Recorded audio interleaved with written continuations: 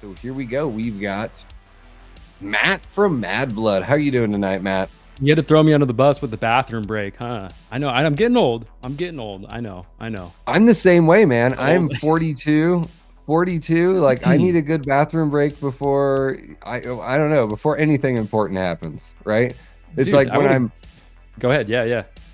I'm watching a movie or watching a game or something, I'm like, if I feel like something important's happening, maybe I just go use the bathroom really quick. Get to enjoy the rest. Oh yeah, absolutely, man. I would have never guessed you were 42. You look like I would have guessed 30 or something. That's crazy. Just No bathing kid. in goat Yeah. milk and vampire blood and no No kids. kid, Yeah. no kids, and minimal amount of tobacco. Like I enjoy a good cigar, Yeah.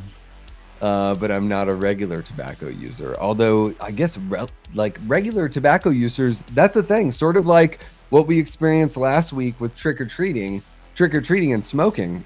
They're out. Like they're gone. Like goodbye. Yeah, it sounds like a lot of What people happened? didn't have a lot of trick-or-treaters. You were kind of similar. It was pretty light around your neck of the woods. We had a good amount, like, but I live in the West Valley of Phoenix. I live in an area that's like, populated with a bunch of kids. But I grew up. I'm not sure where you grew up, but I was in Southeast Alaska, and in the mid 80s, early 90s. And man, it was the night where like the parents cut the fucking cord, man. They're like, you know what? Because by 5 o'clock in Southeast Alaska in October, late October, it's dark. So they're just like, you know what? You had a snack, put on your costume, get the fuck out of my house. Like, come back by 9 o'clock without a cop bringing you home, and that's a success. Man. So I don't know what it was like where you grew up. Yeah, that would have been fun though. Growing up in Alaska, man, that's one of the best places on the planet. Plus, just the freedom and the Relatively vibe pristine. of. I feel like everybody up there has that vibe to them. Like it's almost like back in the past, like the old vibe of like, a cop pulls you over and they're like, yeah, just go home, get the fuck out of here. That kind of a thing. Yes. Like we didn't lock our doors. Like we did Yeah. not lock our door. Like that, none of that. It was like living in the 30s or 40s. And yeah, every now and then you're partying with some people and a cop shows up and it's like, oh, cool, we got one of the ones I know. So Yep. like this guy cracks beers with us, like, the rest of the time. I can talk him into leaving us alone for right now. Yeah, exactly. He's like, give me that weed. Man, I wish it were that way. I think I'm a bit too old for give me that weed, but man, I would, and I was one of those like, I didn't touch it until I was like 21 or so. So that's like early 2000s. But yeah, it's nice that it's not, that the ganja is not as big of a deal now. I mean, I guess in certain places it is, but Yeah. it was expensive and you didn't know what you were getting. So I'd rather like go to a dispensary and get something good and know what I'm getting. Like be a nerd about it, right? Oh yeah, I mean, yeah, back in the day it was like you got to meet some dude in some alley in the, in the part of town that you don't know usually go to. It's Yeah. got it's full of seeds and stems and you're paying a premium price and Yes. but that's a tale for another day, but yeah, no, actually I think the neighborhood that we're in, I grew up kind of all over, but mainly in Northern California. Just outside Sacramento, like a half an hour or an hour from Tahoe and all that. But we went to a different neighborhood, took the kids. I have two kids that are 4 and 6. So we took them out with some friends to their neighborhood and it was popping. There was quite a few trick-or-treaters, Nice. which I was surprised about. Because usually, That's like you great. said, it's pretty dry. Like the neighborhood we live in and stuff is usually, it's pretty depressing. Not like the 90s. So Well, and it just turned But- into like trunk or treating and the parents like being helicopter parents and all that stuff. And I understand like we live in a new day and age and you like, absolutely, I would never want to make somebody feel like they shouldn't want to be looking out for their children's safety and all that. But also for the kid, on the kid side, there is a fun aspect of just being like cut loose. It's like, it's pretty wild. It's the Wild West for sure. Yeah. You No, know? and I've said this before, but like with Halloween, they gotta revamp Halloween. Just I mean, this would piss some people Yeah, off because I get it. October 31st is kind of like the cool thing. But yeah. we gotta go with like, okay, we're gonna do Halloween on the last Saturday of October, maybe. Maybe we go with that route. So it's just Yes, always the last yes, Saturday of October. yes. Or Mm, or we do the next day is a holiday, a federal holiday. It's one of those two choices. yeah, That's it. You know what I mean? Because I we think that's can't do fair. this whole like some kids go trick or treating the weekend before because it's on a Mhm. weekday and all that. None of that. I'm sick of that shit. No. You know. Well, So and also for the parents, like, yeah, you should be able to have like a couple fingers of scotch while you're handing out, the candy and not have to, and just have the day off, Like if Thanksgiving can be the last Thursday of November and then you have a full 3-day weekend piled onto it, the least they could do for Halloween is the last Saturday of yes, October. exactly, man. We're I'm not with you, asking, but yeah, we're not asking for an extra day off. We're just asking for a shift, just a little, yes, you know, yes, perfect, this is America. right? All right. But, Yeah, yeah, no, but thanks so much for having me on, man. I, first of all, appreciate the kind words. Love what you've been doing over here on the channel as well. thank you. I saw the Halloween ranking recently that you put out just a little while ago. You Whew, know what I mean? yeah, Ha Having that Halloween ends that high, I respect it, yeah, I'm a you big know? fan. I'm a big fan. And so my whole thing with Halloween Ends is, you know, it was probably like 3 weeks before the film came out, and David Gordon Green, like straight up came out and said, "Hey, there's this character, Corey Cunningham. He's a main character, and he's gonna be integral to the plot. It's gonna be a big deal." And so when I went in and watched the film, like my wife and I, we drove all the way out to friggin' Tempe, which if you're in Phoenix, it's crazy because it's one city, it's one county, but it's seriously like an hour drive on the freeway to Yeah, is get that where there. ASU is? Is it Yeah. in Tempe? ASU's Yeah, in yeah. ASU's in Tempe, it's pretty much Phoenix. So when people say Phoenix and they say Tempe, like all they mean is like 3 or 4 blocks down the road. Like Tempe is right outside of the airport. So it's basically Phoenix. And so where we're in the West Valley. We drove all the way out there because I was like, if it's on IMAX, I'm gonna go see it on IMAX. Like I've loved all these movies. Michael Myers is my boy, and I was ready for the weirdness. So watching Halloween Ends, I was like very receptive. We both walked out of it thinking this was fucking killer. And like she doesn't come from a horror background as much, but she was like, this is the best one out of the three. So Nice. Yeah. and that was before any of the reviews or any of that. And I totally understand if people don't like where the story went. I get that. I think that's a really like, if you're gonna say when people say it's the worst movie ever, it's like, well, come on. It's a beautiful looking film.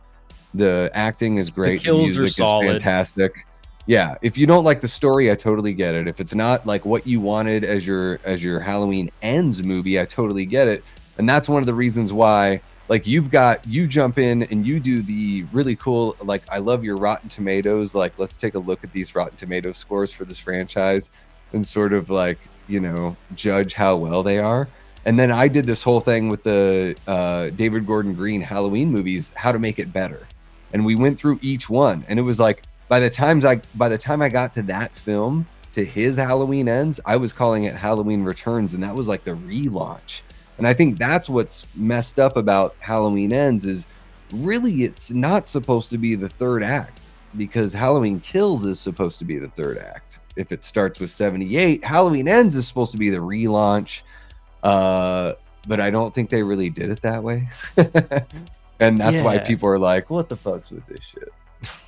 Yeah, I know what you mean, and that is one gripe that I do have is with how they kind of ended Corey's character. I mean, spoiler for anybody who hasn't Mm, seen Halloween Ends, you might want to plug your ears a little bit. yeah. But it would have been cool to see his character either continue or if he did go, if they were going to have him still go out. I wish it would have been a Yeah. little bit different. It was Yes. kind of unceremoniously done, in my opinion, a little bit, but I'm with you. Yeah, Kills being the final one, and then like a new story would have been cool. Yeah, that would have been a lot of Yeah. fun. Yeah, Halloween Ends. What a wild ride, man. Not to make this a Halloween Ends review chat, but it's always Well, fun to talk about it, you know? So, we are going to talk about movies that are horror movies that are poorly received with good reviews, and I guess like yeah, Halloween Ends sort of counts. Like I mean, I think like I love it. Like I didn't know walking out of it, I didn't know it was going to be controversial, you know. It must have been yeah, like what I you mean? feel like I'm like Yeah. one of those people that really thinks The Last Jedi is great even though it's just Mad Max Fury Road but lame. Yeah. So, You know. so Halloween Ends was, so Rotten Tomatoes gave it a 40%, Ouch. 57% audience score, which is also pretty brutal.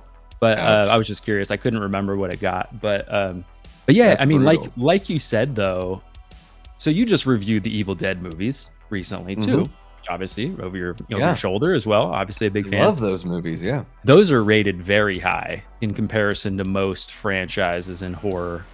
Even though some of the movies are kind of comedy, or one in Yeah. particular. But it's surprising that a movie like Halloween Ends would be 40%, and then a movie like, say, the Evil Dead remake would be, I think that one is even like 80 or something, you know? It's like Yeah. Halloween Ends, like technically, the gore is great, the movie looks Mhm. great, the mask looks great, the acting is solid, you know? So it's just Yeah. weird. Weird how it works, you know? Cherry blossoms. Oh, them cherry mushrooms. Is that a cucumber you have there? Or am I I just feel having Lori? I feel like I got a second leash on life. Cherry blossom. Yeah, Um, there's no way he would survive, probably. He's he getting a should little have long in the teeth. and he should have just never been with Sartain in 2018. He should have been the sheriff the whole time, right? Yeah, That's a that is kinda weird. this whole stream is Yeah. gonna turn.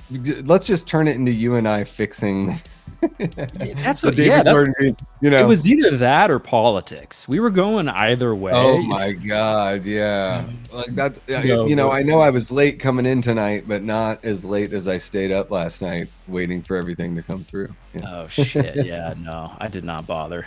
But, it was just wild. But yeah, no, Halloween Ends, fun time. But thanks everybody for hanging out. This is gonna be fun. I'm looking forward Yeah. to, making fun of some critics.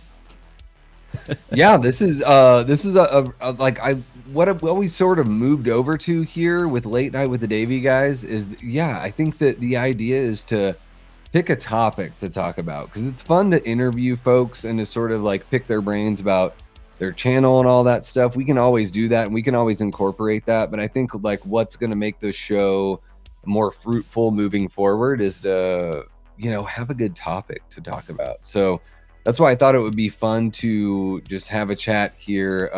There we go. I'll finally get that going down there. Yeah, how professional. Love it, dude. Oh, look at that. Look at that. Absolutely. The production. Yeah, guys, I tried to get everything's kind of funky over here. I wanted to get it so I could display everything on the screen tonight, but I was having some issues here as we were getting close to showtime. But I do have Matt's links in the description below if you want to follow his channel or follow Matt on socials. And yeah, we're going to talk about some horror movies that are generally regarded as not being good, and we're going to take a look at some positive positive reviews for them. So I guess we'll have to just read those off as we get to them. But really quick, we got Coy, our guy, Happy Sanja with a $2 super chat, says, I like the last Jedi, hate the other two. Interesting. Coy, the way that I feel about The Last Jedi is like if I didn't like Ends, it's the way I'd feel. Like The Last Jedi sounds great, it looks great. I don't think they're like bad performances. I think the writing is a goddamn disaster though with The Last Jedi, and I think the movie is like such a swing and a miss for the Star Wars franchise, but everything else around it is great.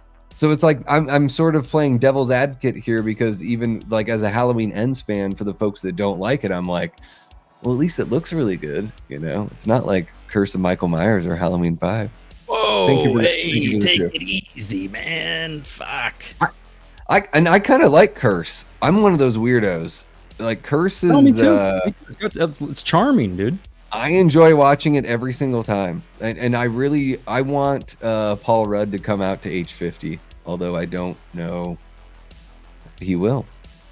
What do you think, Yeah. Matt? Do you think he'll come out to age 50? Probably not. Probably. I mean, that'd be really cool. I like him in the movie Yeah, though. It's got one of yeah. the best kills in the franchise, John Strode. You know, that kill's a fun Mm. time. It's a fun movie. It's got great Halloween vibes. Yeah, I like it. Yeah, John Strode is one of the biggest assholes in all of cinema. I put him right up there with Captain Rhodes from Day of the Dead. Just an asshole you love, like because you can hate him. It's a great performance, when he Oh like yeah. one of the best when he's like, why don't you give her all our goddamn money? And then he's like, you and that bastard of yours. Yeah. Like there Oh are yeah. just a couple lines that are just like, man, this guy is in the next stratosphere. They did him pretty well. Like he went out in a good way, whereas the boyfriend, dad, whatever from Rob Zombie Halloween 1, that guy, that asshole, Yes, I mean, he went out Rami. brutally, but Yeah. they could have strung him along a little bit. Maybe he survives the opening when he gets stabbed, and then later on, grown-up Michael finds his ass and then just slaughters him. You know what I mean? I felt like that would have been pretty cool. How about he's the new Loomis? So instead of having Malcolm McDowell play Loomis, you got Ronnie as the Loomis, and Ronnie is like, Oh man. just Yeah. referring to people's body parts in very crude manners. Oh yeah. Yeah, yeah. If you don't read my book, I'll skull fuck you. Matt Loves Elm Street Exactly. 2010 apparently canceled. Ooh, somebody's been watching You're some done. videos, huh? Toronto All right, Freddy is Toronto calling you out. Freddy. You're Canadian. You're supposed to be nice to me, man. Take it easy. Take it easy. No, it is. The Canadians are supposed to be nice, but the thing is that I think that some people forget it's cold there. And that can turn you into a dick because the cold, I can speak from my own personal experience, not pleasant, the extremely cold weather. I was But yeah, wondering like why you moved to Phoenix, because that's the two ends of the spectrum. The coldest place in America, and it then is. the Yeah. hottest place. But It's anyways, brutal out here. Well, my wife and I had met in Portland, and nice. she grew up in Detroit, and I grew up in Southeast Alaska. But my family, like we had lived when we were living in Portland, we were near her family, and most of my family is down here in Phoenix. So we were like, let's just give it a shot, just kind of change of pace. About Yeah. 5-6 years ago or so, and that's what brought us out here to Phoenix. But yeah, it's crazy because it goes from like 90 degrees to all of a sudden, like if you tried to sleep outside, you would die. Like within a week or two. It's crazy out here in the desert. Like Yeah. Yeah, very the cold at night sometimes, but also 120 in August. what yeah. We were seriously like 3 weeks ago, we were at 95, beginning of October, 95. And I'm Same just here. like, Yeah. all I want to do Surprisingly. is open a window at night. But even just at yeah. night, it was like 90 at the least, Oh yeah. It was Yeah, I just want to feel a little hardcore. crispness, you know what I mean? A little crisp air, but nope, Yeah. not getting it. I felt like I didn't get to enjoy spooky season really until like halfway through the month, and then I'm trying to Yeah. cram everything in. I'm like, how can I watch Halloween 5 and Halloween Curse of Michael Myers When I'm um, sweating. Yeah. when I'm just sweating bullets, as Megadeth would say. Um, yeah, so Matt, you are a fan of the 2010 Elm Street.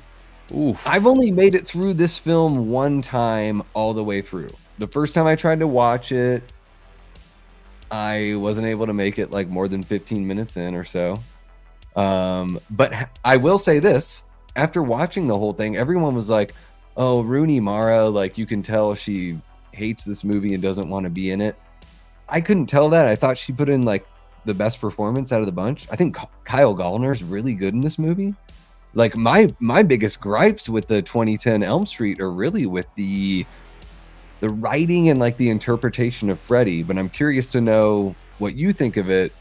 Maybe the next time I watch it, your thoughts will sort of inform my opinion. Yeah, no, I agree with you actually as far as the writing goes. To me, that's definitely a flaw as well, especially with Freddie. Some of his dialogue kind of just feels a little silly, and it's a little Mm, like forced. mhm. Like it's not scary. But I try to watch as little movie reviews as possible because I feel like it kind of warps my feelings on things a little bit. So I try to go into a lot of these movies as fresh as possible. And yeah, with the Elm Street remake, I'm not harsh on remakes just in general. Like I actually Yeah. like them. I know a lot of people are like, don't touch it, don't remake Back to the Future, whatever, whatever, whatever. And I can see where they're coming from, but still there's a Mhm. part of me that's like, dude, I just want more from that IP. What's up, Pat? How you doing, man? Um, I just want more from that IP, like that, that Yeah. franchise. That just sounds just take a swing. If it sucks, we'll move on. Life goes on, right? Sure. But Yep. with this movie, yeah, I mean, they just ditch the whole like, of course, Freddy for a lot of people is becoming just too silly and too, too MTV, too ridiculous, and they just took it super dark with this movie, which was kind Mhm. of Wes Craven's initial idea for the original Elm Street, anyways. Like he was Mhm. gonna go pretty dark, but there was all that stuff in the media happening at the time and kind of tweaked Freddy's backstory a little bit, but Yeah. um no, I mean, I feel like it's got those 2010 vibes. I don't know if that's nostalgic for you, but it is definitely for me. It's like the music of it and stuff. The kills are like loud and gory and crunchy. Mhm. Um, I think the guy, what is his name? Jackie Earl Haley playing Yeah. Freddy. He gets a lot of flack, but to me, in a way, it's really just because Robert Englund is so great as Freddy. Mhm. I mean, the guy won an Oscar for something else before. Yeah. But I think he's pretty good. Yeah. Oh, he's a fantastic actor. Yeah, I think the writing sort of lets him down, and I think the Yeah. also the direction. Like, I think that there's something about Freddy in this movie that like isn't very scary to me. It's interesting. Is it the Because look? everything that he's doing seems like it should be scary, but it seems so like ham-fisted. There's nothing like I think one of the like the biggest allures of Freddy and the original series is there was a little bit of mystery at the beginning. So once you already know like Freddy is Freddy, him doing his whole like, why are you crying? I Uh-oh. haven't Something happened with even my hurt. camera, sorry. No worries. But he does that whole like, I haven't even hurt you yet. It just seems really, I don't know, kind of corny. Um, And it's like, very digitally enhanced too, his voice, which is, yeah, that's weird. I don't like that. Let me try to fix my camera real quick. It says it's no worries. unplugged, which it's not. Technology tonight, right, guys? Love it. Yeah, we're both having issues, so at least I feel like it's a little fair. I feel terrible because it's like I'm hosting the show. Usually I have everything all lined up. The audience here though, all of you guys in the chat are amazing. Like you guys get it. It's kind of a one-man show over here at the Davey Deathray channel. So we really appreciate you kicking it with us. There we go. Matt is back. Now, all right, awesome. Yeah, but Yeah, that that's whole the like, view. Go ahead, yeah. you know, his whole like, I think it's the writing that sort of lets him down. It doesn't give him I just don't think there's much for Freddy to work with here. And I do one of the weird things too is that they sort of tease you with this really great idea that he could have been innocent. Like that was really cool. Like they tease that in the trailer. And That's I right, think that yeah. that would have been the way to go. Honestly, like do you really want to subvert our expectations and play it out to where this thing's got some legs and can go on for multiple movies? It's like make him innocent, like truly do it. But they went the full opposite way and they took a couple like weird stumbles to get there. So it was like he's innocent, halfway through you find out, oh no, he's not innocent, and then seriously like with 20 minutes left in the movie they're like he's a diddler as well as a child killer. And they have that whole like, look at these pictures that I saw. And that comes in pretty late in the game. Like, Yeah, at the very end, like the last 10 minutes, if I exactly. remember correctly. Yeah. Where I was sort of like, man, if you're going to either introduce this earlier so it like drives our characters a little bit more, or don't bring it in because it's not really necessary at this point. Like we already want to see Freddy fight the good guys anyways, you know. Um, and I think that's what really did it in for somebody like Jackie Earl Haley, kind of put in a corner there.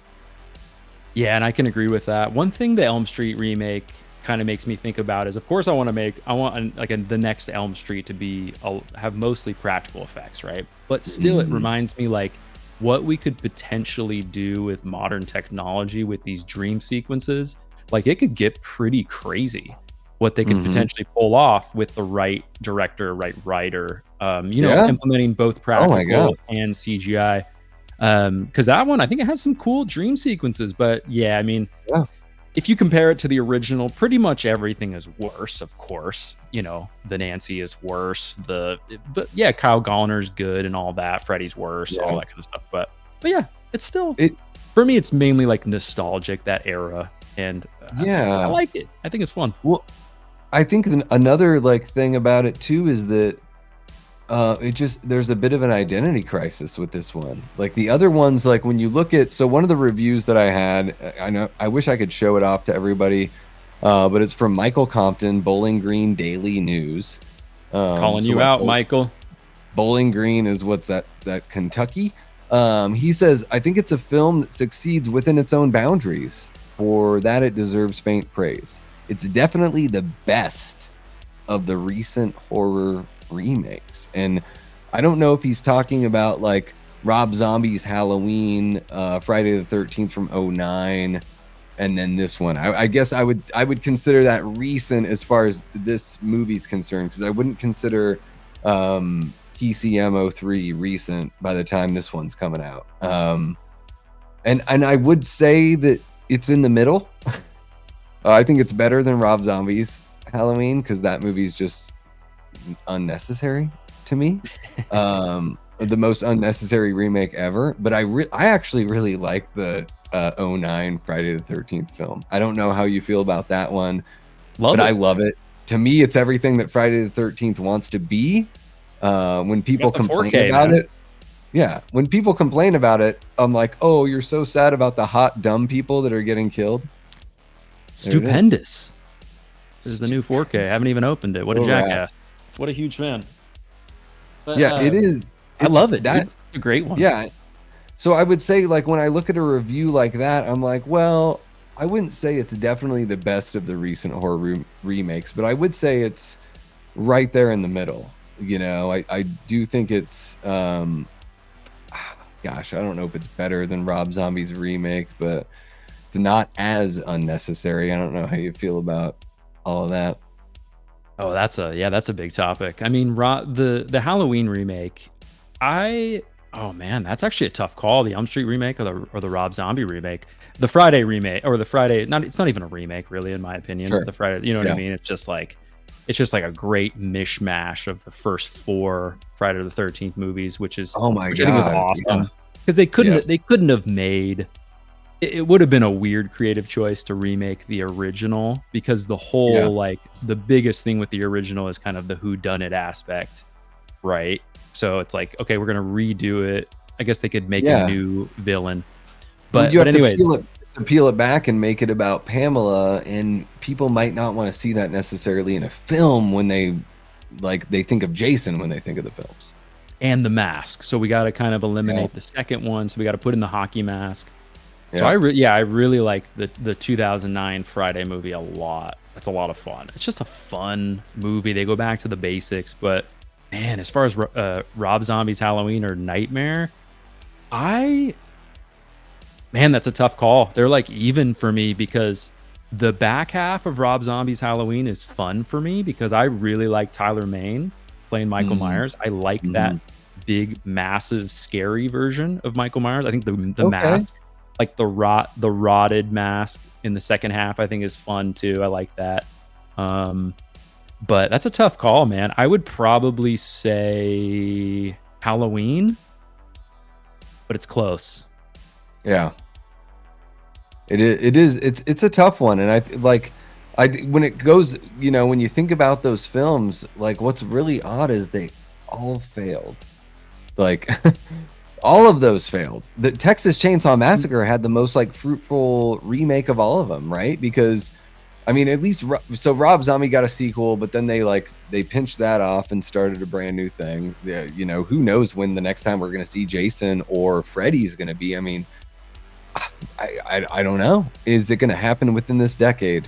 I don't have much faith. I know they're talking about the Crystal Lake TV show, but I don't have very much faith in that. So it's crazy to think that like out of all of those, that Leatherface kind of got the most. Like half of the movies in Texas Chainsaw Massacre are after that remake, pretty much. He had the best run. That's wild, Matt. That's wild. It is pretty wild, and that might come down to just money and how stingy the guys who own the rights to the Friday the 13th franchise are.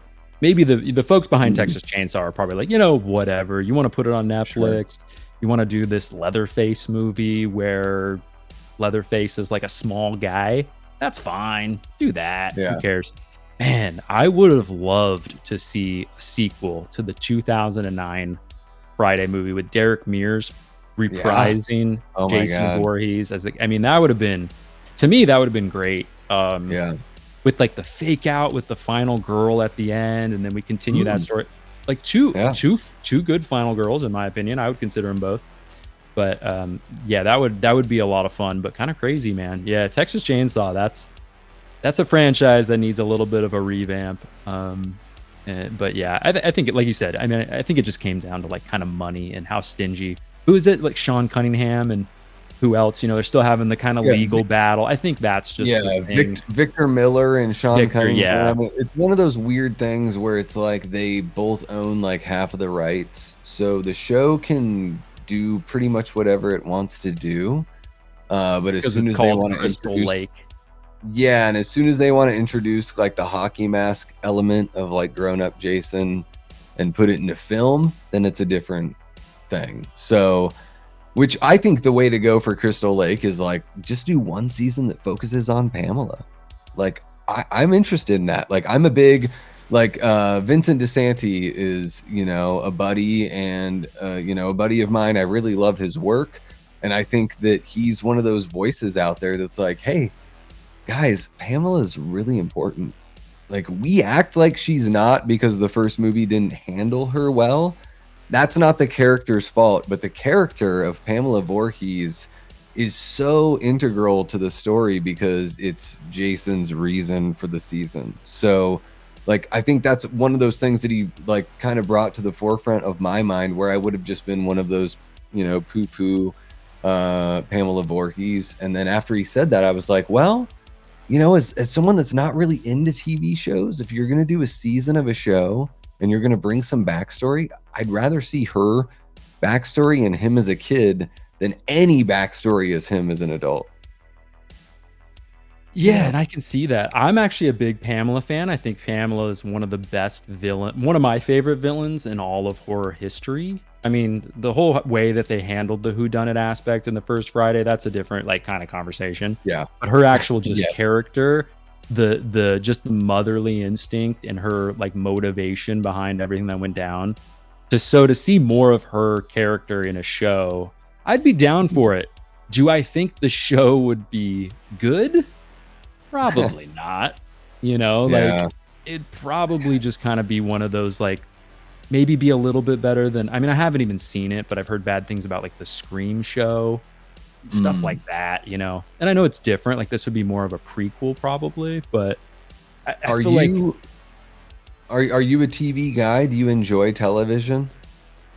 I watch very few shows unless they're very good, you know, like if I start hearing some buzz about, oh, this Game of Thrones show is great, or Ozark is great, or, you know, those types of shows, I'll check them out. But I'm not I'm more of a movie guy. Sounds like you're the same. Dude, TV to me, waste of time. I almost want to do a whole video on it because I'm like, television wants to waste your time. Television is an asshole because, you know, the best way you can do a television show is do like 6 to 8 episodes a season. I'm willing to accept that. 45 to an hour long episodes, 6 to 8. That's okay. But any longer than that, and you're being a dick. Because they do these little breadcrumbs, and then the slightest bit of change from season to season, where I'm just like, man, a movie is a way more sophisticated form of telling a story. And even if a movie needs 2 or 3 chapters to tell the story, like each movie has to operate as a 3-chapter story in and of itself, to warrant a follow-up. So, you know, I'm like, I'd rather honestly get 3 movies than 3 seasons of a show. And Have it you would be seen House of more Dragon? economically sound. No, and honestly, like Game of Thrones didn't keep my attention. A lot of shows don't keep my attention. I bailed on Stranger Things after 2 seasons because I was like, oh, you're gonna do the thing, Walking Dead did. The second season's the worst though of Stranger Things. Second Second season is season just not peels good. it back.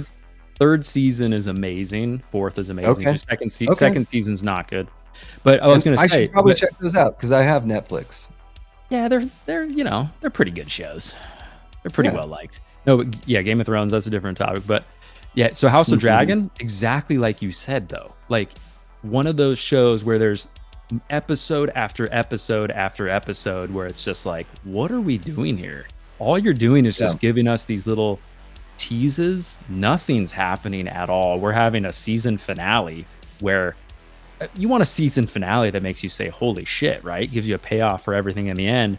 And that show, you know what I mean? There's just none of that, which is wild. But that's how I felt about TV's weird. I felt that way about The Walking Dead, where I was like, so seriously, every episode is going to be like, hey guys, we need food.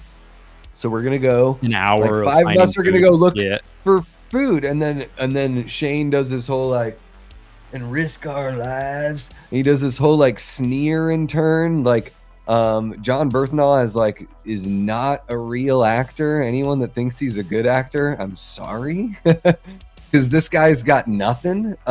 He's like television at best. And The Walking Dead, like for what it can be as a comic book, I can totally understand. But for me, as a huge Romero fan, I'm like, this is a giant slap in the face because this thing is more popular than any of his movies. And all of his movies, other than Survival of the Dead, are better than The Walking Dead, including Diary of the Dead is better than The Walking Dead. I shit you not. Because once Frank Darabont gets kicked off a show, you know, what is one of your favorite shows ever? One of my favorite shows. Oh my gosh. I think for the most part, I think Buffy the Vampire Slayer is pretty good. I don't like that she always needs to date somebody. I think that's kind of bullshit. But I would say for the most part, for a show that's ran for like 8 seasons with 24 episodes, which is a lot, that show was pretty satisfying. Mystery Science Theater 3000 is like my favorite television show of all time, but it's not an episodic show. I think it's just I'm one of those assholes. So it's been a long time. TV just doesn't really. I even tried to watch. So I dig Yellowstone. Breaking Bad, Liana. Hell yeah. There we go. And everyone and that's just a show I haven't seen yet. And everyone's like, oh my God, you would love Breaking Bad. You have to watch Breaking Bad. Never watched Sopranos. And everyone's like, oh my God, Sopranos is the best thing ever. So yes, these are shows that I definitely have to jump on. And I'm not talking shit about them by ripping on The Walking Dead. But yeah, you know, my wife is, Kate's catching up on Yellowstone.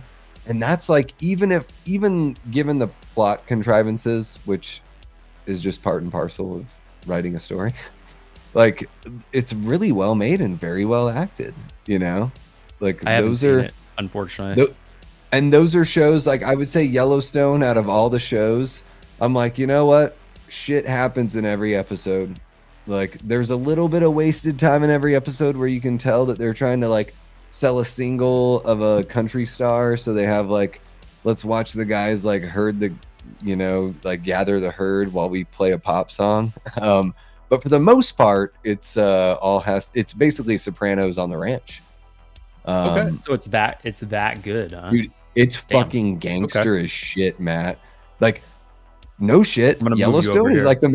Yellowstone is the most gangster show I've ever watched. But I haven't watched The Sopranos. But oh my God, every episode is like, how are we gonna strong arm cowboy this gangsters? Yes, and Just kill these taking people. land, breaking legs.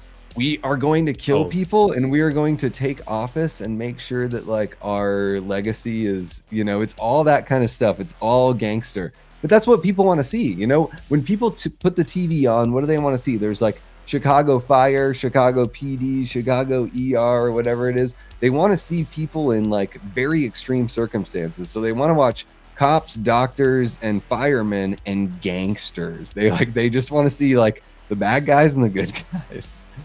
That's it. So if you're thinking about writing a TV show right now and you're not thinking about having one of those elements, you are not going to get picked up or incorporated, and you will get picked up. Well, especially if it's catering towards the boomers, you know, they love that shit. Yeah. But yeah, I was just reading the chat there. I'm trying to catch up. A lot of TV fans, man. A lot of it comes down to time too. Like you said, a time suck. And TV is a huge, just takes so much time. So much time. It's a commitment. That's why I usually, like, if I hear about a show and people are like, oh, it's amazing, I'll check out one episode. There's actually a show I thought was really, I mean, we're going to talk about movies a little bit more, but a show that I don't hear enough people talk about, where almost every episode kind of felt like a season finale, made you, both my wife and I, which is a good indication because we like very different things, is like, holy shit, that happened at the end of just normal episodes. So it might be a show for you to check out, but it's called Man in the High Castle on Amazon Prime. It's like if Nazi Germany and Japan won World War II, and what like life would be like in the world, but also there's a sci-fi twist to it, which is kind of crazy. But great villains, which you talked about earlier. You talked about like how important villains are and how like Pamela Voorhees and stuff like that. Great villains that you're gonna hate. Just yeah, very, very well done. I think it was actually who produced it. Actually, hold on, someone big.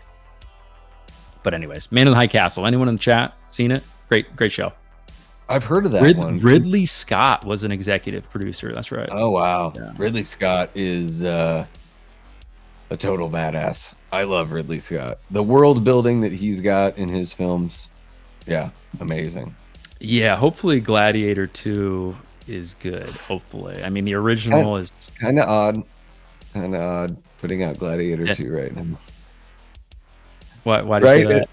It's just sort of like, it's like when Bill and Ted did their third movie. It's like, okay, like, welcome back. It's just an odd, like, to me, sort of an odd move. Seems random.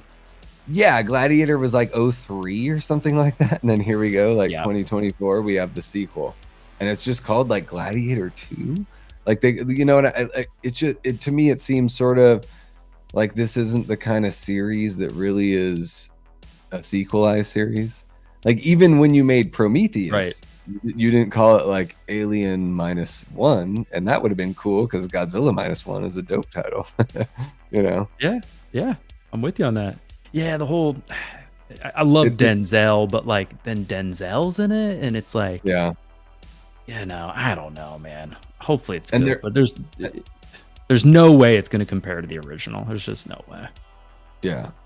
And then also you're playing into it like an odd, I think there is like, also it's like with Denzel, like he would be a person of power back then in Italy. They wouldn't have like a different sort of view on things at that time. But I guess that's Hollywood for you. I mean, whatever. Yeah. Denzel's friggin' great. Like, I'm all for, like, you know, put the right actor in any role, of course. Like, I don't care. Like, I don't care what their skin tone is. But when you're doing, like, even with when they did what was it called with Eric Bana and what's his face from Pirates of the Caribbean? Johnny Depp? No, the other Orlando Bloom. What was that called? Troy. Oh, Troy. You mean that movie was with Brad Pitt? It was dreadful, and they were doing like really bad English accents, and like that offends me more than like casting a black guy as a powerful dude in ancient Italy. I'm like, dude, if you are doing a British accent in like old school Greece, and you're just expecting me to believe it, and then you're wasting somebody like Brian Cox. How dare you? Like, that is what offends me, is the waste of it all. I can God damn, understand Troy that. is so bad. Fucking Wolfgang Peterson, dude. God damn, man.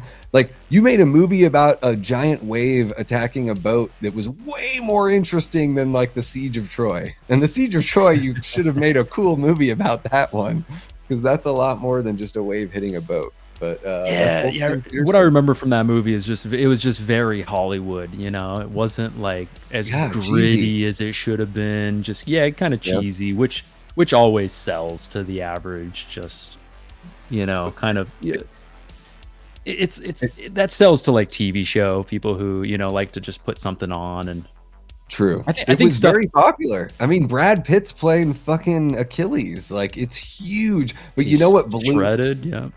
this is what blew my mind is I saw that movie. You know, I grew up in a podunk town. I love it though, Juneau, Alaska. I went to the theater, and I watched it with three people: the girl that I was dating at the time and her bosses, who were they were dentists.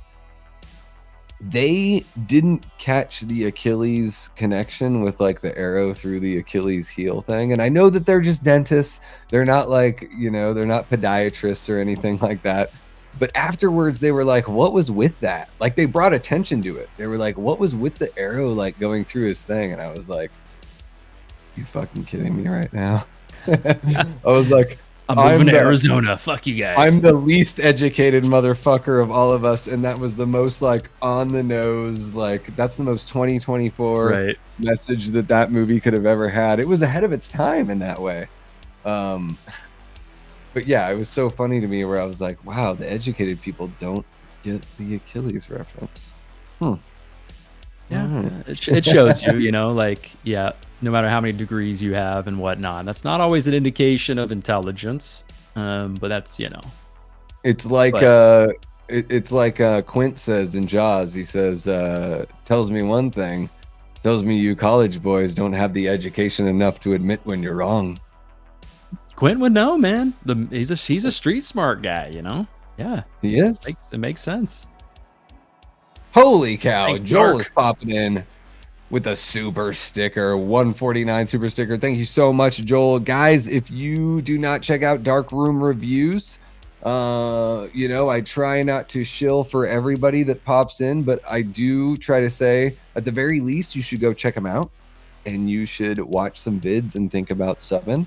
If one of the mods, Cody or Jamie or whoever's out there, wants to drop the link in the chat, please feel free. Absolutely. Trick or treat, motherfucker. Thank you so much, Raymond. I appreciate that. Just One of the Guys is a classic. I love Just One of the Guys. It was one of the first times I ever saw, you know, as a kid. Classic flick. Zabka could teach him a few things and buy him some Coors Banquet beers, maybe get him to chill out. Oh yeah, you guys are talking about Cobra Kai. Yeah, because Zabka's in both of those. Zabka as Loomis. Matt, what do you think? I know we're off topic, but we're having fun. So let's I'm sorry. Billy Zabka from Cobra Kai, the blonde guy, blonde surfer Oh, dude. hold on. Yeah, Let me take a look at him. Let me Google to remind myself. Oh, from the original as well, right? yeah, handsome blonde and teeth, I would say, is a good way to describe him. As Loomis, huh? As Loomis. Well, at I this age, I don't I haven't know. seen Cobra Kai, so I don't know what he's like now. You know, that would be hard to say because your voice changes so much over the years and everything. So I don't know, but that would be probably hilarious. Yeah, karate kicking Michael's ass. Yep, trick or treat, motherfucker. And then Exactly. speaking about, you know, getting a little more diverse and maybe doing a palette swap, I think Jeffrey Wright would be a really good Loomis. He played Gordon in the Batman. He Ooh, was Felix Leiter in the Daniel Craig Bond films. I think he would be a great Loomis. And another, he like I would. Yeah, said, Westworld as well. He was big in that. yes, somebody Another that can great pull show it if off. you haven't seen it. Westworld I season 1, very That's good. the thing too. I gotta catch up on that one. Yeah. But he Uh, would be good actually. Jeff, you're right. Yep, he would work. Maybe what it's the about what do you? beard. I don't know, but I think it's the beard. I think it's the bald head. I think it's the like, he's you know, smooth. once you watch a guy like that play Felix and then play Gordon, you're like, oh, I can see him as like the sort of the calm voice to sort of like lead us on our path. Because if you're gonna reboot Michael, and I would imagine you want to have Loomis in there, and Loomis needs to be your Van Helsing. And so I'm thinking, like, who's got that sort of Peter Cushing kind of vibe? And I think Jeffrey Wright's got it. Like, I really do. I think he does. I think Paul Giamatti would be another really fun one if you want Loomis to be a little more unhinged from the get-go. Which is okay, you know? Yeah. I mean, maybe not as unhinged as like Halloween 6 or something like that, but unhinged would be okay. And Giamatti, I mean, if they could nab a guy like Giamatti, I mean, he's a great actor, so holy shit, that would be pretty impressive. He's a huge horror fan. Did you know that? Like, he's looking, that's what he wants to get into. So like, I paid attention to that recently because I saw that he did his Criterion pick where they put you in that closet. Have you seen those bids where they do that? The Criterion collection? No, I would love to. What do they do? Make you list off some movies that you like or something?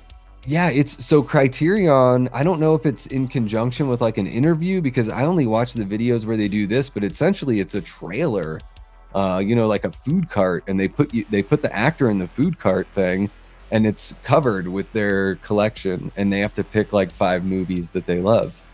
And Criterion's got some things that are on the nose and a whole bunch of stuff that's like you ain't ever thought of really, which is great. I think they have an awesome collection. And it's really interesting to see what these people pick, and especially Paul Giamatti, because what I learned about him through that, every single movie he picked was pretty much like horror or horror adjacent. And then I saw him on the red carpet for The Leftovers. Is that what the movie was called that he was in? The most recent one that he had, right? Yeah, the Oscar bait from like last year about the kids that hang out during Christmas break or something like that. Yeah, I think that's the name of it. Yeah. But what did he say? I'm curious. So the guy was like, hey, what do you like? What kind of movies do you want to do next? And he was like, oh, I really love horror. And the guy was like what? And he was like, well, he's like, I think like Texas Chainsaw Massacre is a beautiful film. Like he said, it's a beautiful film. And the guy's reaction was like, he like winced. And Giamatti was like, I think it's sick man. Yeah, exactly. And Giamatti was just like, I just think it's, it's so great. I would love to, if there was an opening in one of those like classic horror films, I would love to do something in one of those. So like Halloween would qualify probably. He would be amazing as out of the if you're talking the big 3, that's the only one where he really fits like naturally. And especially if you weren't bringing back a Jamie Lee Curtis, you would have a little extra wiggle room with the budget as far as like casting goes, right? So yeah, and he's not going to ask for too much. That's a possibility. I mean, we're getting Hugh Grant coming back, or he's in horror, so like Paul Giamatti, like another that would be great. You could even rewrite it in a way where he has a bigger you can milk the time with him. He can be like a 2/3 of the movie. Like he can be the star of the movie, and you don't really have to dwell too much on like prequel kind of stuff, but you can just spend more time getting to know that character as the Van Helsing to Michael's Dracula, because he's the star. And it would be a good way to one of the best things I think about the character of Loomis, which Donald Pleasance does a great job, is he conveys to the audience how serious the issue is. Like, we don't like Halloween without Loomis. Like, we don't think Michael's very interesting without Loomis. So like, to me, he's very, very important, and Michael's my boy, so he's extra important. He reminds everybody what's at stake. Yeah, he really does. I'm with you on that, man. Definitely. I totally agree. I think those are some good choices. Just finished watching a review by Call It. Don't know what that is, but okay. We're probably speaking about rebooting the Halloween or having Jamie Lee Curtis involved, because I guess she now said like she did the whole, I don't know if you're an NFL fan, but she did the whole Mike Yeah. Tomlin, never say never, but never Yeah, about yeah. Halloween, where it was like, I might come back. And it's like, Jamie Lee, don't. You're just going to make the jokes real. All the jokes that people made about H60, you're just going to make those jokes real, you know? There you go. Coy says, There you I go, was the one who brought Sanjo. up Paul Giamatti in the fan casting. I totally support that. Yeah, Coy knows what's up. Yeah, tweet him, dude. Everybody tweet him. Paul Giamatti, tell him. And Hell he's yeah. got the power. He's got the power to be like a producer at this point. So he could even like put some cash into it and make it happen for sure. Oh, definitely. Especially in a Halloween movie, you know, with like a $20 million budget or something. Oh yeah.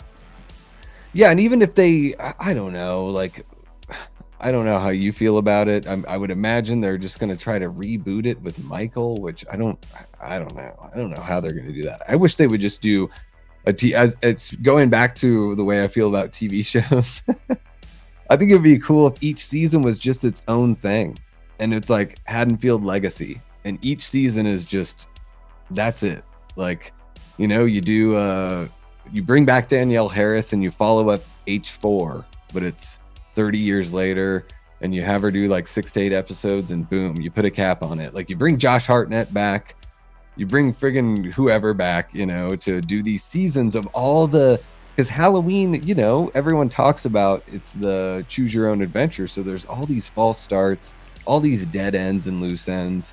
It would be really cool to see them just sort of like revitalize those and put a cap on them at the same time. Yeah, yeah. I mean, they'll definitely bring back Michael. I know that's not every fan's cup of tea, but the suits in Hollywood will make sure, right, that happens. Yeah. Michael will return. I mean, anytime you can have such a cheap actor play such a lucrative character, right? The old you can just grab a stunt man and kind of play Michael. Of course, it has to be somebody who's good, but they have a hard time turning that down. But yeah, man, I'll just reading the chat. But speaking of which, I mean, Jamie Lee Curtis, like James Jude Courtney as Michael was freaking incredible, and that really is the best hiring they've had in so long. Like, nothing against Tyler Mane. I think what makes Michael scarier to me is that he's a normal sized dude. Like, that he's like 5'9" or 5'10", but he has supernatural strength. So I never need. I didn't need Michael to be like 6'7". Though. I know what you mean. Big? I talked about this recently in my Michael Myers ranking video that I had out, and it was something that just kind of hit me recently with James Jude Courtney. Is I don't know exactly how tall he is, but he's kind of like long and skinny, which I've kind of thought about a little. It's kind of like stewed with me a little bit more. It's clearly a nitpick because he's a great portrayal of Michael Myers, especially in 2018 for me. He's really great in that, but I don't know how tall he is. Maybe somebody in the chat would know. It's kind of like the whole thing with like you know, what's his face that plays Jason. What's his name? Kane. It's like the whole thing with Kane. Oh, how tall is he? No, you know. Kane's friggin' 5'8", dude. Like, that's all it is. It's big boots. He's 5'8". He does have some boots on him, man. He does. Well, somebody recently put a comment on one of my videos recently. It was like, "What are you talking about? Kane is 6'3".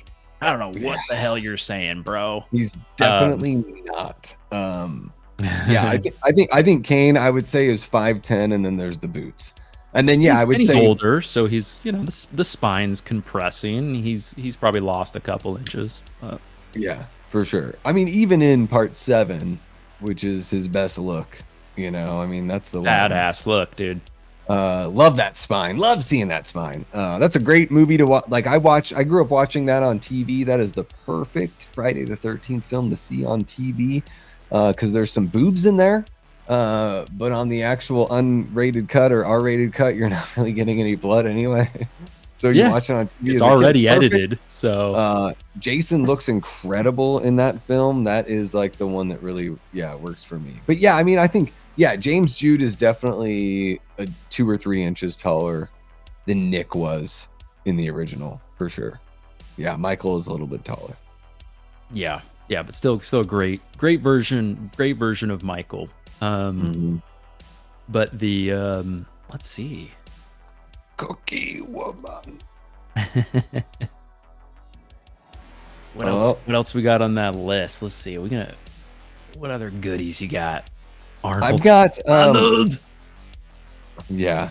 Arnold Schwarzenegger is Loomis, which is great because he says Get to the chopper.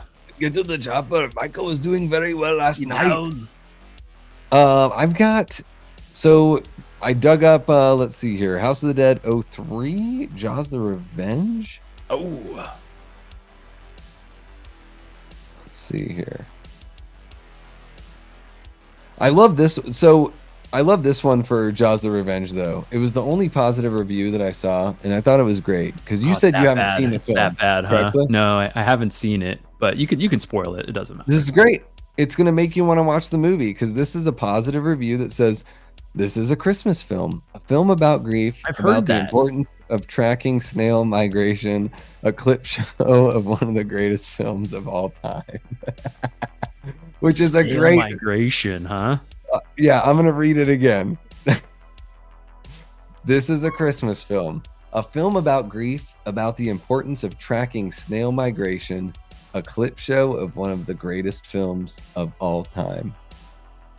And that it is. Yeah, Jaws the Revenge is one of those where it's like if you stuck in Amity the whole time.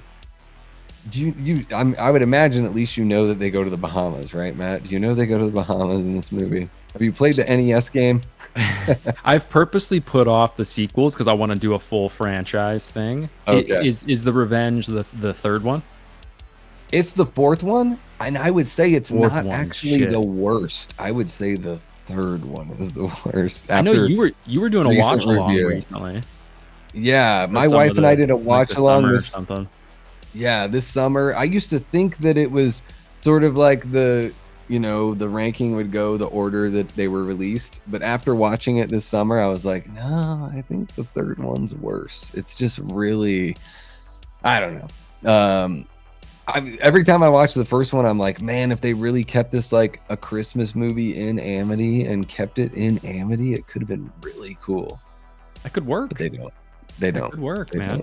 Because that's kind of the concept around Jaws, right? It's a holiday and everything that goes along with the chaos of a holiday when you throw in a man-eating shark. Yeah, and it would have helped it kind of stick out a little bit, and it would have felt tied to like the first two, which the third one is at like a SeaWorld. You're with characters from the first two movies, but it doesn't feel so like attached. So Jaws the Revenge in a way is sort of like a legacy film because they go back to Amity, but only for the beginning. And then they go when they get to the Bahamas and like Michael Caine gets in there, it's pretty rough. Oh man, sounds juicy. Did you watch I Still Know What You Did Last Summer today? Oh, the I'll Always Know. I didn't get around to watching. Sorry. It. Okay. I was just curious because you said it is pretty painful, so it made me think about that. No big deal. I've heard that one is really rough. That it's about like a band. There's like a band at the center of I'll Always Know What You Did Last Summer. Yeah. One of the girls is yeah. I mean, the other movies are not the most highly regarded movies, but yeah, this one is which I really like the other ones. I like both of them a lot. But yeah, this one is awful. But anyways. I mean, I think the first movie is pretty fun for what it is. I think that oh my god, this has a 0% on Rotten Tomatoes. There isn't even a positive review of it, which is incredible for I'll Always Know.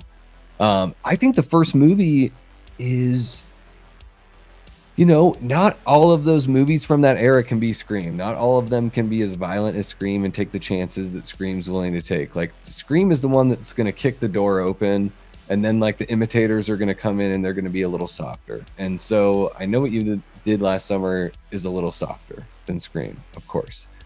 But I think it's still pretty enjoyable. And I think the sequel, like it's got its moments for sure. Like I think like it's not very taxing to try to watch those two movies for sure.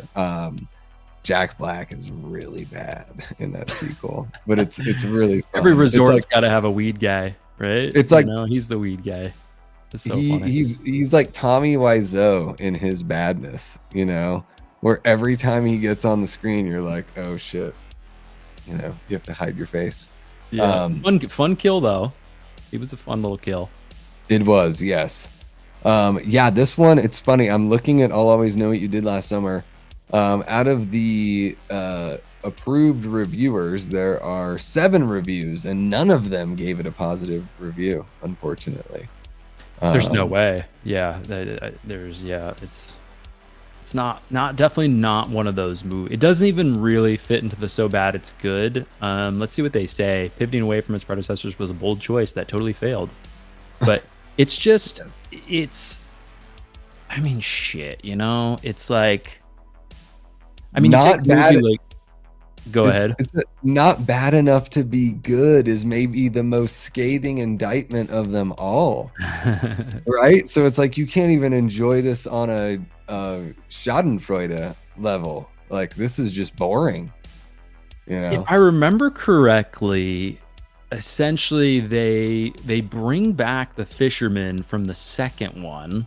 Mm-hmm. They like bring him back to life, but if I remember correctly, he's kind of like a ghost in a way. But it's just wild, supernatural. It's got the guy in it from I think it's the second Final Destination movie. The guy that either the second or the third, the guy that wins the lottery in that movie. If you've seen Final Destination 2 or 3 or whatever, it's got that guy in it too. But it's bad. It's bad. But there's some fun ones. I mean, what's the movie on the list of movies we were talking about that you probably dislike the most, you would say? Did I include let's see here. I'm like, did I include Black Christmas 2019? Because I don't know if I did. Let's see here. The Fog 05, Jason X. I would say maybe out of all of those, like, I don't know, Jason X is probably the one I dislike the most, just because it's like every time I watch it, I'm like, do I ever need to watch this again? Like, the last time I watched it, I was like, nothing against it, but do I ever need to watch it again? It's not. So it's not a so bad it's good for you. It doesn't fit there. It's not. It's like so bad it's a sci-fi made-for-TV movie. But The Fog 05 is wretched. Like, that movie is straight up like a WB TV show that just totally blows. Like, nothing redeeming about The Fog 05 that I could think of. Yeah, I mean, they kind of take a swing at the end where the girl, there's like that love story, but like Captain Blake is no longer scary in the movie, right? And then they implement like this weird love story with the girl at the end. It starts out with like Fallout Boy immediately as we're zooming in on the island or zooming in on the place. It is 100% just like a WB show. They don't even use I don't think the music from the original, and it's just like, what are we doing here, guys? It's I think by itself, if it wasn't, such a classic before it, it could have some nostalgia for the era, I guess, but it's bad. Yeah, it is god awful. If you grew up watching Smallville when you were a kid, then you'll probably love The Fog from 05, because you get to see Tom Welling do his thing and stretch his legs in his first like feature film. Frank Switek says it's rather refreshing to encounter an almost quaintly retro thriller that depicts or depends more on tension and suggestion than on gross out effects. Yeah, I mean, I guess it does that, but it also just like relies on a bunch of really bad foggy N64 CGI, unfortunately. You're talking about The Fog? Yes. Oh man. Yeah. Yeah. It just, I mean, it's anytime you're making a remake, you got to do at least one thing that stands out as pretty good, And yeah, that movie, nothing. So what would you so that era, the early 2000s, I think that was like kind of a good era for some of those remakes though, because we got the TCM03, which most people seem to really dig. I think Zack Snyder's Dawn of the Dead is really fun. I mean, I'm a huge Romero fan, and I was really skeptical about that movie, but it was a total blast. What do you think is the best out of that crop there in the early 2000s? The one with the most rewatchability for me is the Friday movie. I mean, that's 2009, and I know that's not necessarily like a remake, but if we want to say true remakes, Mhm. man, Dawn of the Dead might be it. That movie is a lot of fun. That remake, but yeah, the TCM one is a lot of fun too. Um, yeah, that's the Dawn of the Dead probably. I mean, it gives you fun gore, a fun setting again. It's very much a remake. It very much Yeah. feels like, fresh a little bit. It's got some fun actors in it with Mekhi Yeah. Phifer, that guy, he's good. It's you get the funny scene where you've got the guy across the way, they're Yep. doing the sign thing with him, which is funny. There's some dumb decisions in the movie, yeah, but overall it's just a fun zombie movie, especially if you like the Yeah. original. It feels like a good modernization of the original story. So like of course they put more people in there, you can have more deaths, but then they also put some more complexity in there, and I don't feel like I don't think they lose anything from the original. And you still get that really good character development, because to me that's what's most important about the Romero zombie films is I want to get to know the characters better. Like that's a huge thing to me. Good guys and bad guys, like I want to know where everyone's coming from. Um yeah, and that one was I love that. It's funny. I watched that one. I was so skeptical. Went and saw it opening night, went and watched it the next day like at a matinee. I was like 21 when it came out, and I watched it twice in under 48 hours. Like a total addict. But the '09 Friday the 13th remake, this is, and you probably know this because you do your, Rotten Tomatoes, ranking vids, but this is 26%. So even though we both really like this movie, it completely fits into the category of what we had set up to talk about tonight, because 26% is pretty bad here on Rotten Tomatoes. And I think this movie is like, I would say like the top tier of the franchise, I would say. I don't know. Is that controversial? No, no, I would agree too. I mean, a great look for Jason, one of the best Jasons in the franchise. Fun. I mean, it goes back to the basics. That's what they were looking for with Marcus Mhm. Nispel, the guy who directed it. They were like, "We're gonna show some boobs. Jason's Yeah. gonna go crazy. We're gonna get a lot of gore. We're not gonna try to be too serious. I mean, none of the Fridays really try to, but it's a Mhm. lot of fun, like a big long cold open. Yeah. Usually people really like that cold opening, which is kind of fun. The fake out at the end is unique. And what's his name? Jared Padalecki is in it too, and he's Mhm. good. He does a good job. And Yeah. then Travis Van Winkle, he's a good villain. He's one of the better Oh villains yeah. in the franchise, excluding Jason, of course. But yeah, he's good. He plays a good villain, just the perfect 2000s douche, right? The Abercrombie model bully, which just fits perfectly Exactly. into that. And it's great too. Like one of the biggest complaints, like when this movie came out, everyone was like, "Oh, it's just a bunch of good-looking people, like partying and Yeah. doing each other Oh, and getting killed." And I was like, "And like, have you watched the Friday the 13th films? Like, that's what these movies are." You're like, so I don't mind that. Yeah, the Trent, the asshole Trent. I'm like, well, one of my favorite parts about Part 7 is Melissa the bitch. Like, I love these jerk characters in the Friday the 13th franchise. They're yeah, Melissa gets pretty. tossed. She gets just Oh, tossed, man, oh, like a dude, rag doll. exactly. She gets treated like she doesn't mean a damn thing. Um, Yeah, and Yes. there's Joe Lipsit here. The Horror Queers podcast, Matt, says the film peaks with its extended 4 movies in one opening, but there's a silliness that carries the rest of the film. One wishes the kills were more memorable and the characters less stock, but it's a Friday the 13th film. What do you expect? And I think that sort of like encapsulates everything there. Yeah, I mean, I can agree with some of that. I think there's some fun kill. I mean, that kill where I think it's the cop. They do that kind of like Oh, with the camera. They built through like a the set wall.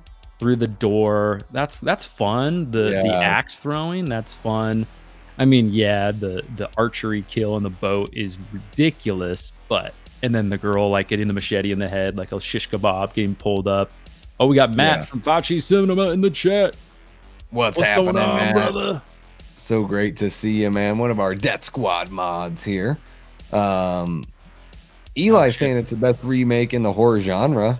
I think the Friday the 13th remake is right up there.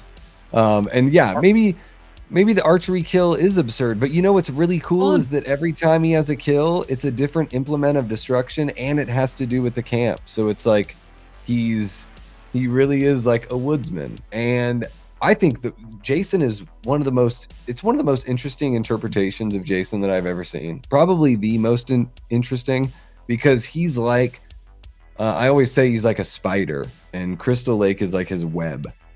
You know, you trip the wire and he pops up through the trap door. Like, you're okay if you don't invade his space, but once you like tug on that one string of his web, he's gonna go and protect it, because that's the only place he ever like knew safety and love with his mother.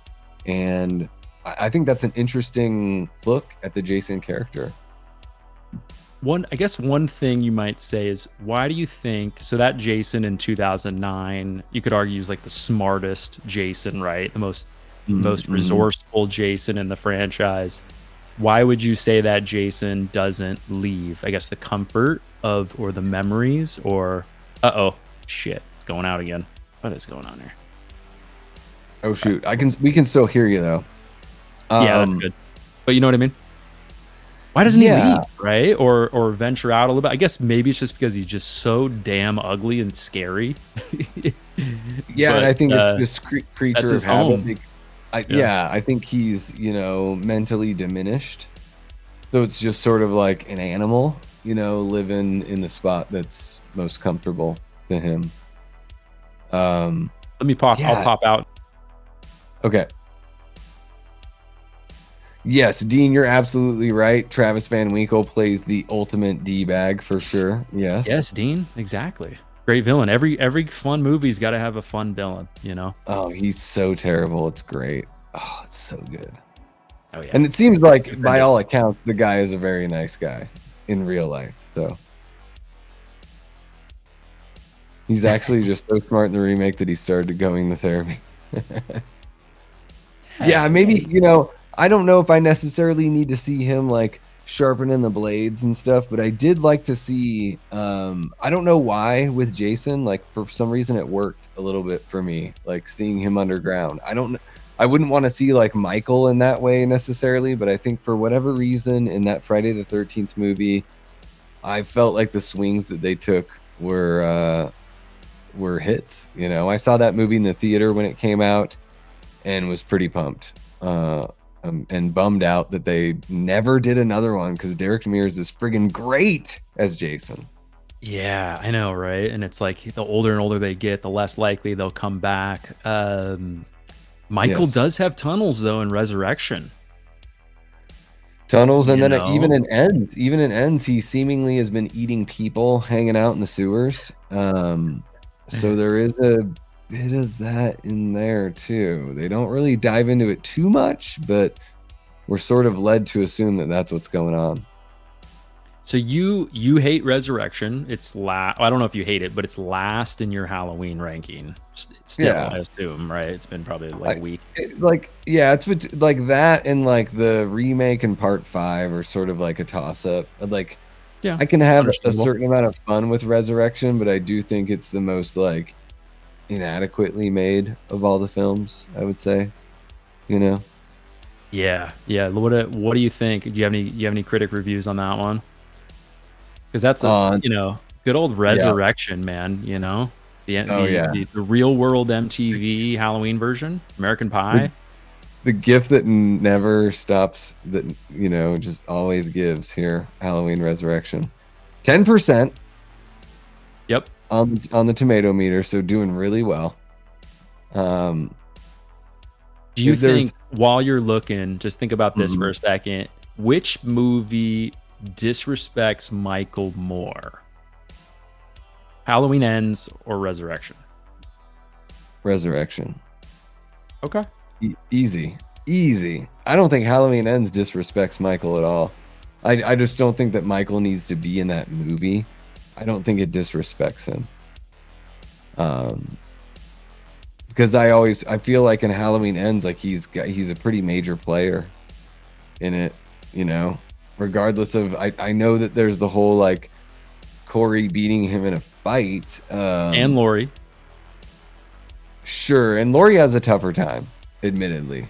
It's way tougher for Laurie than it is for Corey to do the WWF body slam. And I kind of wish that, like, in a way, I just wish that it were Corey for that whole movie, and that Michael was dealt with in kills, and he was like literally torn piece to piece, just torn apart. Because I think there's like a really good opportunity to truly have like the evil change shape, like Laurie says in the movie, but then they don't do it in the movie. But yeah, I think Resurrection disrespects Michael more. The opening's pretty weak.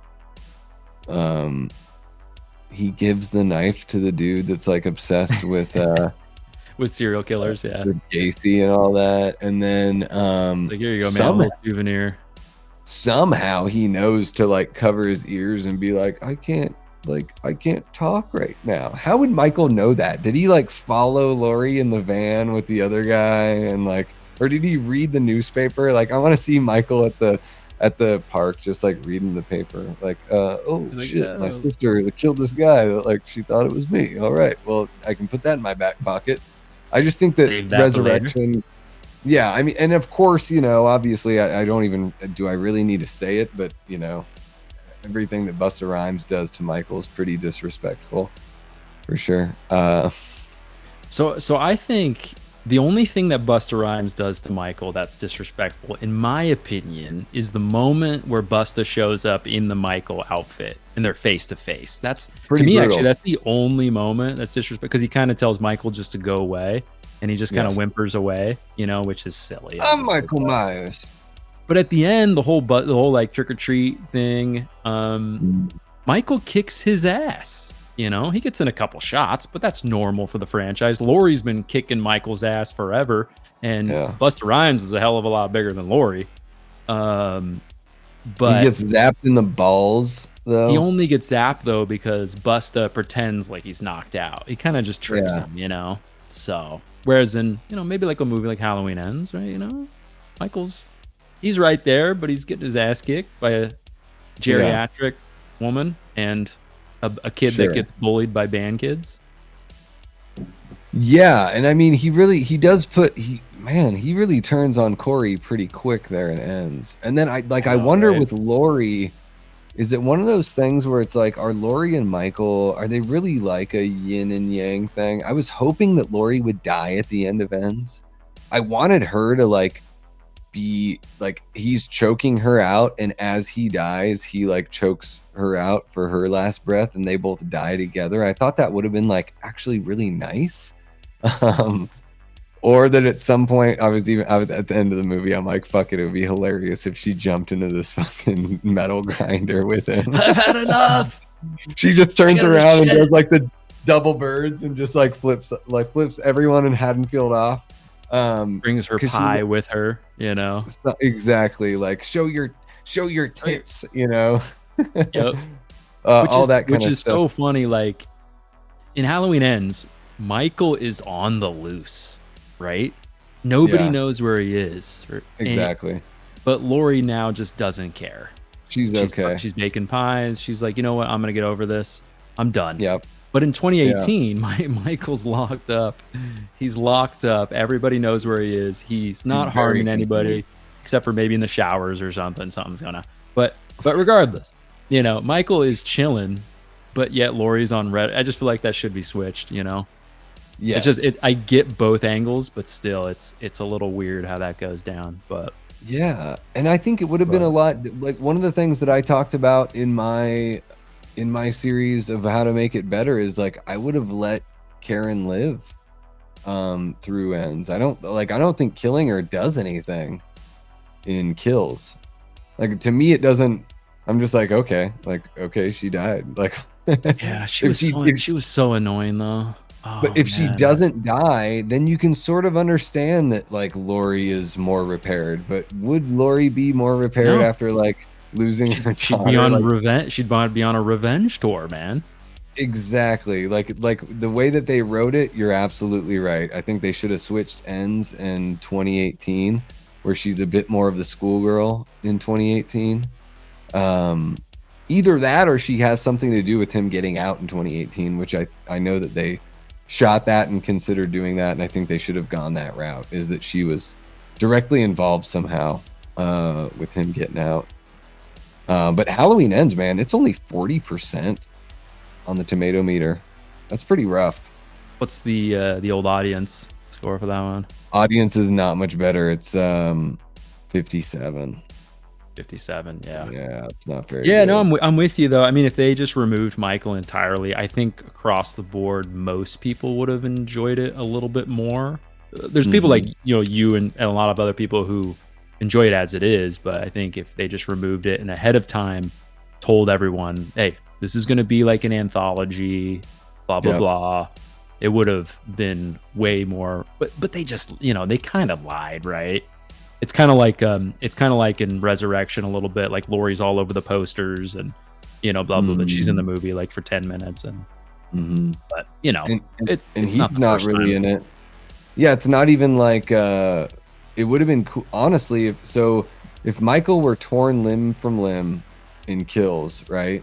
So like they literally like they attack him in the street and they tear him apart. This is the scenario that I set up. So people are literally walking away with like body parts. It's fucking mad. It's like Evil Dead, you're ripping them apart. And then at the last shot of the film, they like would focus on the knife in 2018 and in Kills. The last shot of the film would be a hand going to pick up Michael's mask off the ground, and you would just see a hand with that pinky ring that Corey's got. And I would have introduced Corey in 2018 as Allison's like National Honor Society buddy. Like he's really smart. His family is just not wealthy, so that's why he can't go to college right out of the gate and everything like that. But you introduce him there, and then at the end of my version of Kills, he would pick up the mask after Michael's dead, and then that way at least they could have done you really could have had like Lori kind of a mind fuck with Lori. Like she knows that Michael's dead, but Michael's also been spotted killing people, something weird like that. And then that way I like it. Yeah, I like it. that I mean, poster the only issue with that is I don't think they had any idea the Corey thing was going to happen. well, yeah, they clearly had to like just redo everything after COVID made up some happened. shit. Yep. Yeah, or even having Corey like at the dance in 2018, just a dude who's hanging out and like, hey Corey, what's up, man? That would have been. But I like your idea. I think that's great. That would have made me enjoy Kills a lot more, because that whole mob scene where they're all just taking turns and then Michael slaughters all of them is it's something, man. It's something, Yeah, it would have been cool to see. Like I would have wanted to see Tommy be like running for office or something. He's like a councilman running for mayor, so he has like a reason for kind of trying to organize this thing. He's actually like kind of good at trying it, to protect the town. Yeah, he's not like just repeating lines like from like Friday Night Lights or whatever the hell. Like he's actually good at what he's doing, but they're still taking their losses as they get their shots in on Michael. Like I wanted it to be like, I'm like, it's fine if Kills ends on somewhat of a hopeful note, because then in the next episode, everything can start again, and it can be like, no, the despair is right back. It's tough to do despair for 3 movies in a row, and they tried to do that. They tried. Yep. Yeah, that would be tough, definitely. But and let's see here, we've got for ends, just 40% on the tomato meter. Christina Newland says, while Halloween Ends does provide something close to the catharsis that longtime fans of the franchise may be seeking, it does in a manner. It does it in a manner that still feels a tiny bit lacking. It's so tough when you call your movie Ends. Like, how can you compete? You know, It is hard. Yeah. Yeah. Everybody's expecting the wrap up that they want for the franchise, Mhm. but it's still, it's still a fun movie. It has its moments, fun kills, good acting. It's shot really well. It's in Haddonfield. You still get Yeah, Michael, great mask, James Jude Courtney again. and They I would say rec- even when Rowan's wearing the outfit and everything, like it's to me it feels like Michael. Like when he goes and kills those kids at the junkyard and kills the people at the radio station, I'm like, that feels like Michael. And I'm pretty sure that was Rowan in the like performing that as well, because I don't think those required any stunts. So like to me I was just sort of like, that's Michael. That's the essence of Michael. It was one of those things I was really worried about in 2018. Once Sartain put on the mask, I was like, oh fuck no. Like, no, this guy cannot like be wearing the mask for the rest of the movie. I thought they were taking like that big of a leap there Could you in that imagine? one. Oh man. Oh, it would have like once he took it off, I was like, oh thank fuck. Like I can finally breathe. But I liked the way they did it in Ends. Like to me, it sort of made sense that Corey would be, the one to take the baton. And it would have Yeah. been interesting to see that, that the times that they've had that availability in the Halloween franchise. Think about that. Like after 4, they could have made Jamie the killer. Even after 5, you could have made Jamie the killer. After Rob Zombie's Halloween 2, you could have had Laurie be the killer. There were so many options where they could have done that, and then with Corey, and they just sort of skate by. They're just like, yeah, there's Yeah, they another don't one. lean into it. But like you said, Yeah, imagine a Halloween Ends where it's a who done it, All you see is the hand and kills, pick up the yeah, mask, and then it's a who done it. For yeah, the first time in the franchise, it's almost like it becomes a Friday the 13th part 5 at that point. yeah, yeah. It would But have been great. better, Or yeah, That would have been Scream meets Halloween, which Halloween inspired Scream, and then Scream sort of like let Halloween get its reboot going. The movies sort of depend on each other. It would have been great to have a whodunit in the Halloween franchise. Yeah, it's too absolutely, bad. man.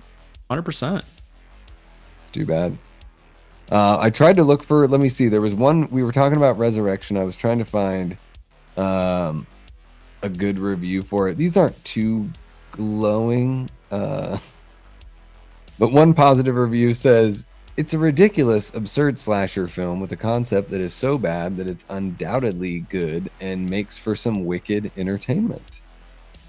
And I guess that's kind of how I feel about it. I think it's the worst movie in the franchise, but it doesn't bore me.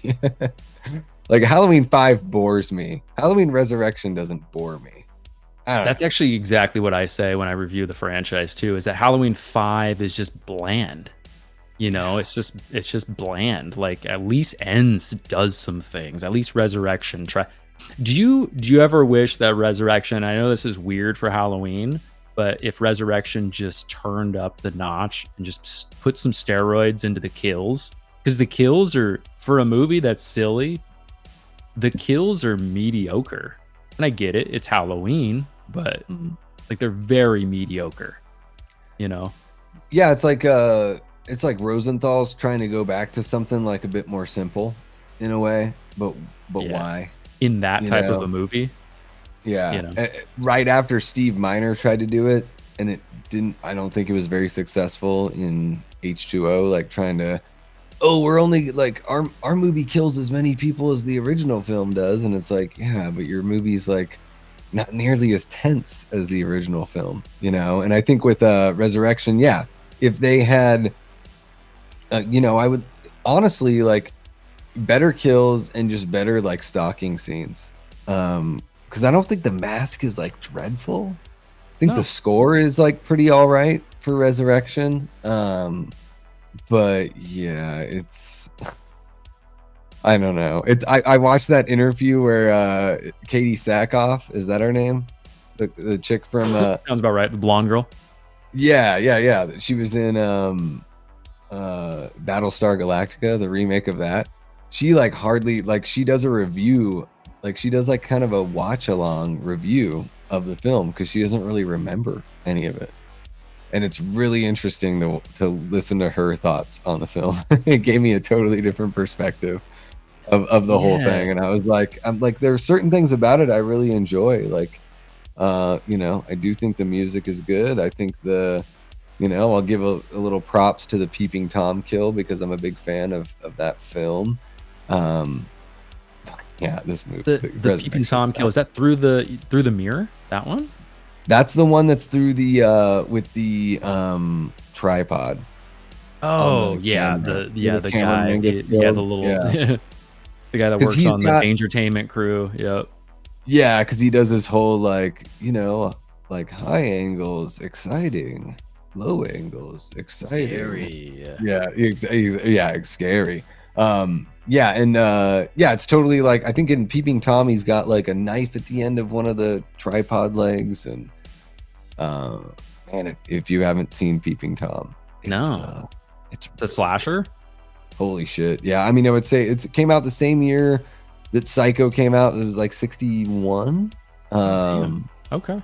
And it's a really interesting like man, for being like one of the first slasher movies that I've ever seen, it really dives into like the psyche.